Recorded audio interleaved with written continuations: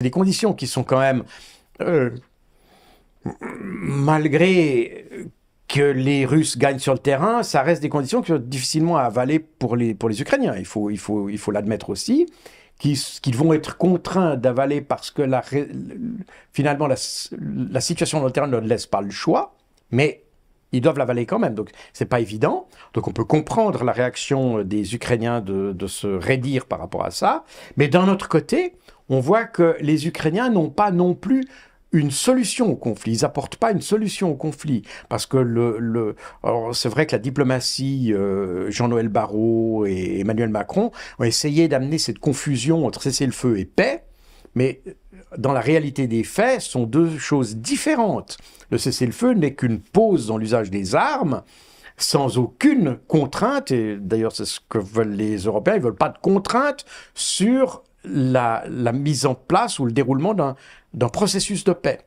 Donc ces deux processus, la paix et cessez-le-feu, sont même un peu distincts dans la réalité des Européens, alors qu'elle est évidemment, comme j'expliquais tout à l'heure, plus liée chez les Russes. Mais les Ukrainiens en sont là, et d'ailleurs, je vous rappelle que après les différentes tentatives de Zelensky en 2022, puisque déjà le 25 février 2022, c'est-à-dire un jour après le début de l'opération spéciale, Zelensky a téléphoné au ministre suisse des Affaires étrangères pour qu'il organise une conférence de paix, parce que Zelensky a compris déjà dès le premier jour que probablement la situation allait être plus complexe que ce qu'il anticipait.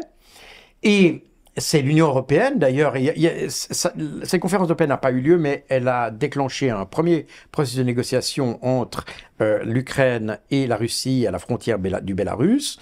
Et ce processus n'a pas duré très longtemps, il a été très vite court-circuité par les Européens qui ont dit à Zelensky, on ne négocie pas avec les Russes, voilà 450 millions d'euros pour acheter pour des armes. Voilà. Et 3 semaines plus tard, Zelensky est quand même revenu à la charge auprès des Russes en disant, avec un projet, et ça a été les négociations d'Istanbul cette fois-ci, où il a proposé aux Russes, d'ailleurs, un retrait complet des Russes de l'Ukraine, ce que les Russes étaient prêts à accepter d'ailleurs, en échange d'une promesse de ne pas adhérer à l'OTAN. On retrouve exactement les mêmes sujets qu'on a dans la proposition russe aujourd'hui, d'ailleurs, c'est intéressant, avec toutefois la question de la Crimée et la question des 2 républiques du Donbass qui devaient encore être négociées. Et puis il y avait des garanties de sécurité offertes par une palette de pays, parmi lesquels la Russie d'ailleurs, et c'est une proposition ukrainienne, c'est la proposition de Zelensky. Et donc les Ukrainiens ont proposé ça aux Russes, avec une proposition qui a été signée d'ailleurs par la délégation ukrainienne. Et c'est là où les Européens sont intervenus en disant à Zelensky, non, vous retirez votre proposition, on vous donne 500 millions d'euros pour des armes et en échange de votre retrait, enfin en quelque sorte en échange du retrait de votre proposition, on vous offre un soutien pour aussi longtemps qu'il le faudra. Et c'est à ce moment-là, d'ailleurs, que dans Ukrainskaya Pravda, on a un article qui dit que le principal obstacle à la paix sont les Occidentaux. Alors, justement, dans votre livre, on va parler de ces Occidentaux, on parlera des Russes après, vous utilisez beaucoup le mot narratif. C'est un mot qui revient quand même très souvent dans ce livre. Alors, malgré les morts très nombreux, est-ce à dire que ce qui se joue en Ukraine est avant tout une guerre de communication? Alors, la perspective est différente si on se place du côté ukrainien et du côté russe. Du côté russe, très rapidement, et ça s'est fait déjà dès le printemps 2022, les Russes ont compris qu'ils avaient la supériorité dans ce conflit. Et parallèlement, les Ukrainiens ont compris qu'ils n'avaient pas cette supériorité. D'ailleurs, fin mai 2022, Zelensky dit à partir de ce moment, nous dépendons des Occidentaux pour continuer la guerre. Et alors, cette dépendance des Occidentaux, elle a pour conséquence que, il faut maintenir l'intérêt des Occidentaux pour soutenir cet effort de guerre ukrainien, sachant que les Ukrainiens eux-mêmes savent qu'ils sont dans une position défavorable. Donc il faut créer le narratif. Il faut créer le narratif d'une Ukraine qui gagne, d'une victoire imminente, d'une défaite imminente de la Russie, etc., etc. Et c'est là, c'est à partir de ce moment-là que le narratif prend de l'importance sur les pertes russes, sur tout ça, qui aujourd'hui, avec le recul et de plus en plus, sont avérées totalement fausses d'ailleurs. Et d'ailleurs, on voit très bien que, vous vous rappelez du discours, pas du discours, mais de l'allocution d'Emmanuel Macron du 5 mars de cette année, où il brosse un tableau de la menace contre la France, et tout d'un coup, on voit apparaître la Russie qui... Apparemment, on n'avait plus de chars, on n'avait plus d'avions, on n'avait plus de munitions, on n'avait plus d'officiers, on n'avait plus de soldats, on n'avait plus rien. Mais aujourd'hui, c'est la principale menace contre la France. Donc, on voit que les Occidentaux sont fait prendre par leur propre narratif, si vous voulez. C'est-à-dire que, à force de raconter que l'Ukraine était faible, eh bien, on a un peu faussé la perspective et probablement aussi, en se persuadant que la Russie était faible et que l'Ukraine gagnait, on n'a probablement pas aidé l'Ukraine comme elle aurait dû être aidée. Et ça, c'est une chose que j'ai démontrée déjà dans mes livres précédents, c'est-à-dire que on a fait plus confiance à notre représentation de la guerre qu'à la réalité du terrain. Et c'est pour ça que le narratif est très important. Et pour Zelensky, ce narratif est d'autant plus important que c'est sur la base de ce narratif qu'il reçoit le soutien des Européens notamment.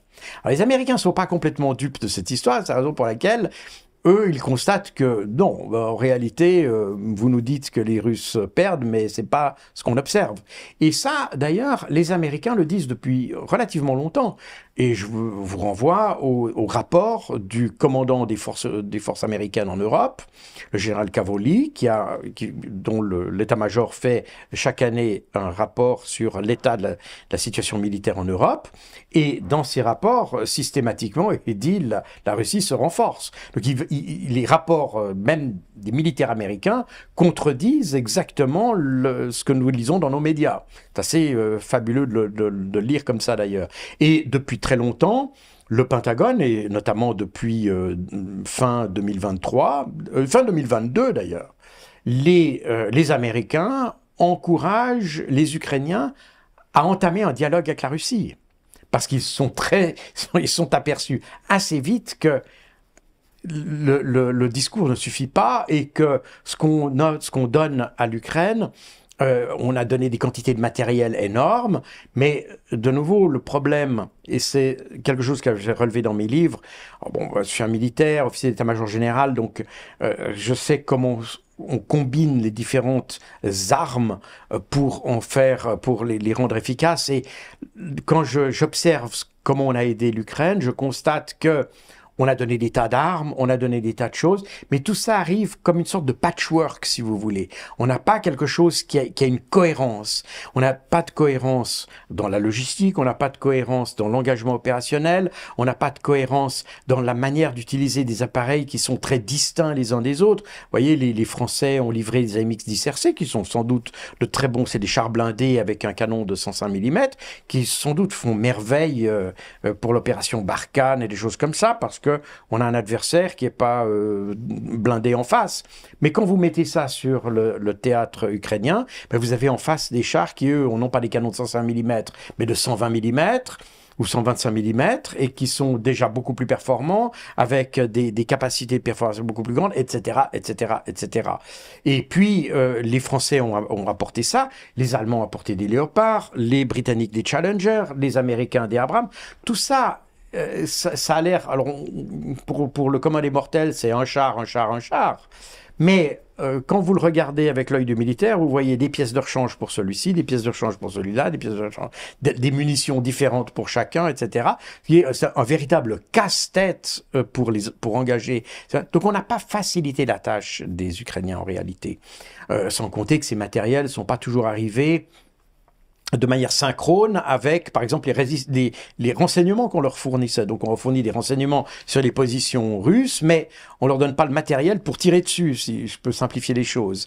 Et quand on leur donne le matériel pour tirer dessus, eh bien, on s'aperçoit que les Russes ont déjà passé le cran plus loin et ont déjà des contre-mesures qui permettent de neutraliser les matériels qu'on livre. Donc, on voit qu'il y a un décalage dans le temps, un décalage dans la cohérence qui fait que les Ukrainiens avaient que très peu de chances de pouvoir avoir du succès dans ces opérations et qu'en réalité, l'aide qu'on a fournie à l'Ukraine n'a fait que prolonger le conflit plus que donner un avantage à l'Ukraine.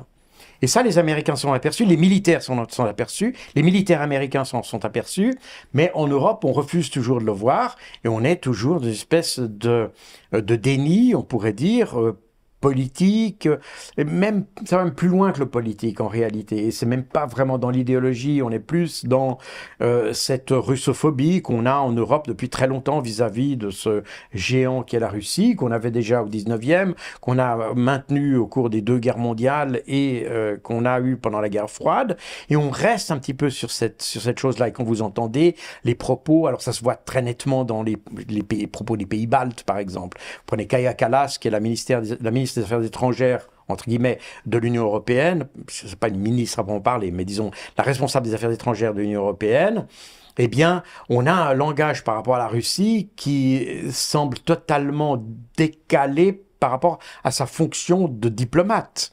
En théorie, elle a un langage guerrier, littéralement. Et on voit l'Union européenne qui, on peut comprendre que l'OTAN, en tant qu'organisation militaire, ait un langage guerrier à propos de la Russie.